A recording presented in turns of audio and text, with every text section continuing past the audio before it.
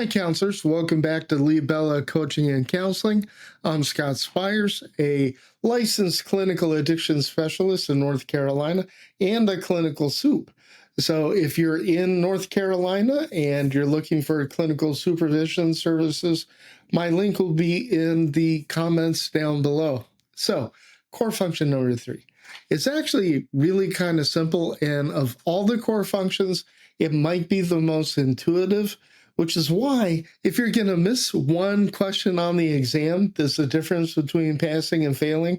This is one of those areas that I like to really look at. As I said, it does overlap quite a bit with core function 2, which is one of the videos in this here playlist. So let's go over what core function 3, orientation, is all about. You're describing to the client the following: the general nature and goals of the program, rules regarding client conduct and interactions that can lead to disciplinary action or discharge from the program. In a non-residential treatment facility, you want to be going over the program hours during which the services are available. And you also want to review, probably for the second or third time, the treatment costs to be borne by the client, if any. And finally, client right. The global criteria for this are also kind of simple. Global criteria 1, provide an overview to the client by describing program goals and objectives for client care. Provide an overview to the client by describing program rules and client obligations and rights. And finally, provide an overview to the client of program operations. I think where people get confused is program rules and all that. They're signing that. They're signing consent to treatment. Generally on intake, they're signing the rules, and you go over it really quickly. The way to think about this core function is this is where you're simply reviewing everything that's going to go on, what their options. You're just reviewing it with the clients. Some facilities do it with a mandatory orientation session.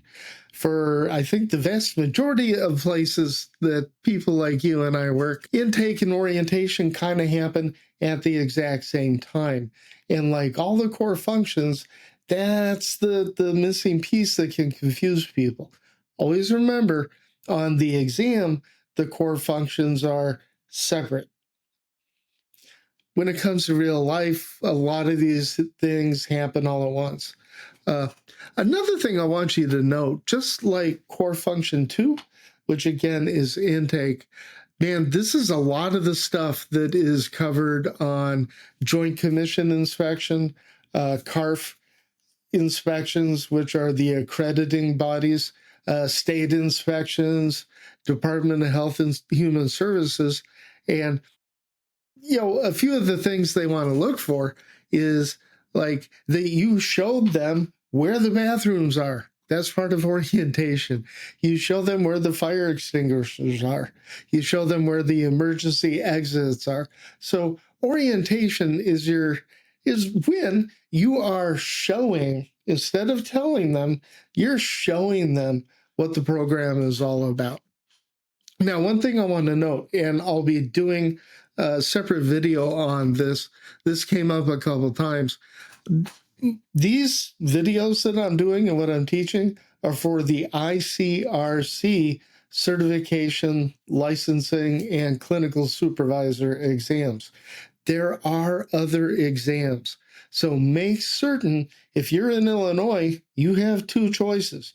You can do the state level certification, or you can do the IC&RC level certification. The same thing holds true in Florida, and I'll get some confirmation on other states where that's the case. Also, as I have found out, New Jersey, they actually have the oral board as part of the exam. So state exams and the oral board, I don't have any practical experience with those. The one thing I know about the oral board back in the day when, I missed having to take it by like this much. I never took the oral board. What you do generally is you prepare an entire case and you're reciting to people that are listening to you an entire case and you're going through the 12 core functions one at a time, and you have to list all the buzzwords and the global criteria step by step by step by step. I'm not really qualified, I don't think, to be able to teach you those. As far as the state level exams, I have no experience. So I really can't help you too much for that. But I can help you with the 12 core functions regardless.